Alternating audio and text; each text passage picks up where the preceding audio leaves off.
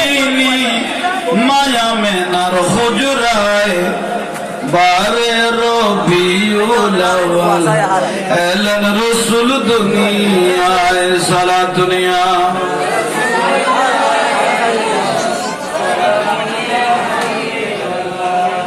বিসমিল্লাহির রহমানির রহিম ইয়া আইয়ুহাল্লাযীনা আমানু লা তুলহিকুম আমওয়ালুকুম ওয়ালা আওলাদুকুম আন যিকরিল্লাহ ওয়া মান ইয়াফআল যালিকা ফাউলাইকা হুমুল খাসিরুন সাদাকাল্লাহু মাওলানাল আযীম ওয়া বাল্লাগনা আলা রাসূলিল কারীম মাওলায়া রাব্বি সাল্লি ওয়া সাল্লিম ওয়া বারিক আলাইহি।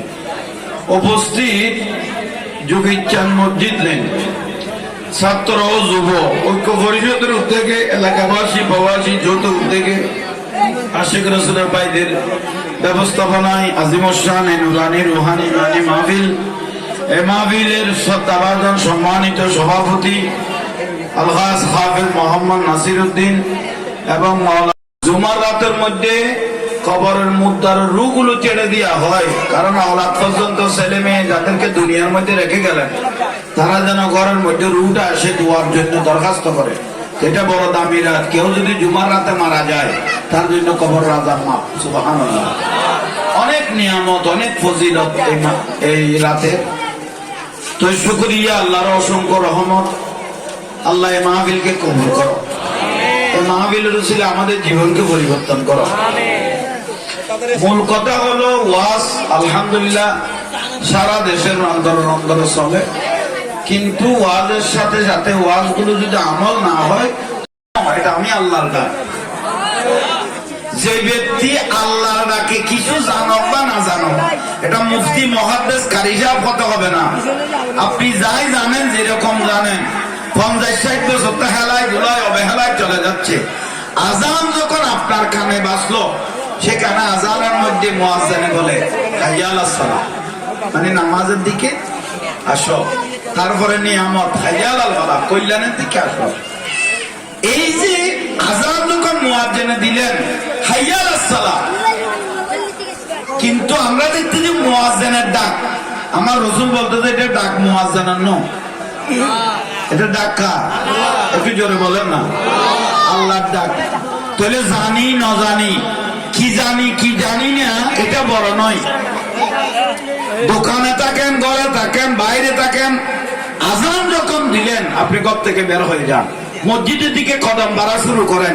এক এক কদম দিতে থাকবেন, জীবনের গুনাহ মাফ হওয়া শুরু হয়ে গেছে। অথচ আপনি কিচ্ছু জানেন না। ওই আবুল হোসেন, ওই আবু সুলতান, তুমি কোথায় যাচ্ছ? আমি মসজিদে যাচ্ছি। তুমি তো কিছু জানো না, সূরা জানো না, কেরাত জানো না, দোয়া কোনো জানো না, মসজিদে যাচ্ছ যে হাইয়া আলাস সালাহ। এটা ডাক মুয়াজ্জিনের হলো, ডাকটা কার? আমি আল্লাহর ডাকে সাড়া দিয়ে মসজিদে যাচ্ছি। এই কথা যখন উনার অন্তরে চলে আসলো, আল্লাহ বলে কদমে কদমে শুধু মসজিদের দিকে ছিল, আল্লাহর ঘরের দিকে ছিল, এই নিয়ত মসজিদের দিকে ছিল। অথচ মসজিদ পর্যন্ত পৌঁছতে পারে নাই, মাঝখানে উনি মারা গেলেন। আমার রাসূল বলে কোনো চিন্তা নাই, দাখালাতিল জান্নাহ, উমার রাস্তাটা হয়ে গেল জান্নাতের দিকে। জোরে বলেন সুবহানাল্লাহ। হলে ওয়াজের সাথে যদি নামাজ ফিটিং না হয়, ওয়াজ আর নামাজ যদি এক না হয়, তাহলে ওয়াজ করা সামলো না।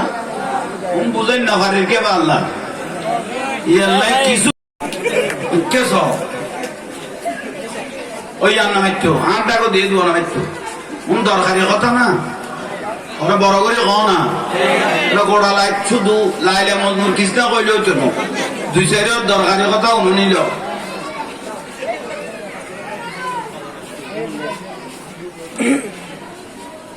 আস্তে আস্তে নিজে বুঝলো, আস্তে আস্তে আছে অসুবিধা নেই, আস্তে আস্তে যাও।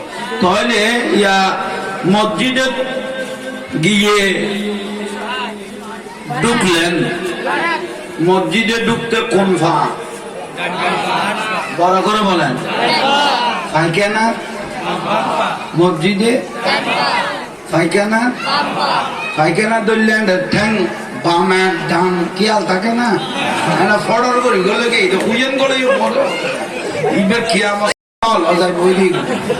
তারপরে সারার পরে সিগারেট ভাঙে পড়ে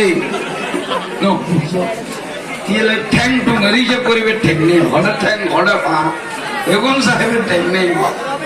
তবে কিন্তু আদব মসজিদে কোন ফা ডাইন ফা দোয়া গো ভরা ভরা আল্লাহুম্মা ইফতাহলি আহা আল্লাহ বলে এটা আল মসজিদ বাইতুল্লাহ আমি আল্লাহর ঘর যত বড় ফাফি হোক না কেন ডান পা দিয়ে যখন মসজিদে ঢুকে গেল আমি আল্লাহ রহমতের চাদর দিয়ে তাকে জড়িয়ে ধরেছি বড় করে বলেন তাহলে এই পর্যন্ত রাস্তা দিয়ে যখন হাঁটলাম গুনাহ মাফ হওয়া শুরু হয়ে গেল এখন ফজরের মধ্যে যদি মারা যাইতাম তাহলেও খুদ নসিব মসজিদে ঢুকে আসি কি হইব আল্লাহর ভয়ে মসজিদে যাই উজুর পানি মুখে দিচ্ছেন হাতে দিচ্ছেন পানি ভরেন না একা বড় করে গনা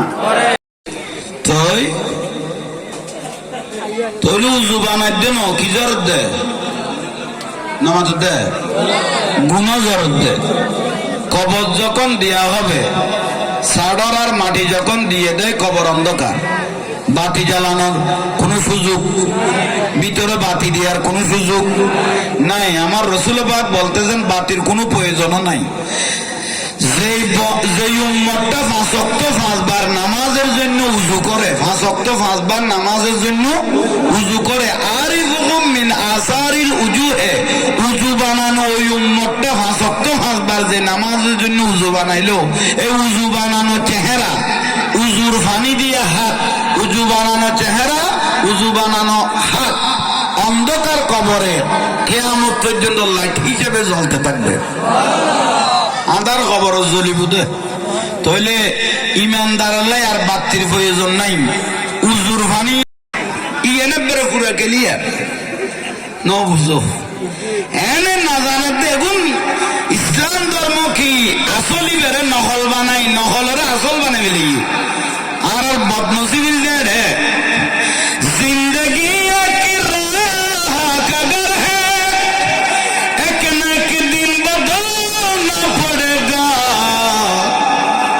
तो जब तुझको आवाज देगी घर से बाहर निकलना पड़ेगा दुनिया इनकन तमाशा जागा নখায় নদায় সান্দা জ্বলায় ফিট জ্বলায় চুরি করি সামারি করি সিটিং বাজি করি লোহার টিয়ানো দে সিমেন্টের টিয়ানো দে কত বড় মিস্ত্রির টিয়ানো দে 5 বিল্ডিং তুলি বেলে ভাই মরিবে দে বাইরের মানুষ তোমাকে বার করার আগে ঘরের মানুষে তোমার কি করে দিব বাইর করে দিব আজার এলে যা তো খবর করব ঠিক না একটু জোরে বলেন না ঠিক না ইয়াল্লাই জিন্দেগি গুরুত্ব বেশ দাও ওয়ালাল আখিরাতু খায়রুল লাকা মিনাল উলা যে ব্যক্তি দুনিয়ার থেকে আখিরাতকে বেশি উত্তম মনে করেছেন ও হলো সাকসেস ব্যক্তি ও হলো আসল ব্যক্তি ঠিক না মসজিদের দিক কি হবে কিছু না জানে তবুও 13,000 লাইন ধরে গিয়ে একটা দায়িত্ব দেখা যাল ইবো পাইলট গুলো এর নিয়ত বাঁধি ফেলে গিয়ে तुम अल मस्जिद बैतुल्लाह गरगा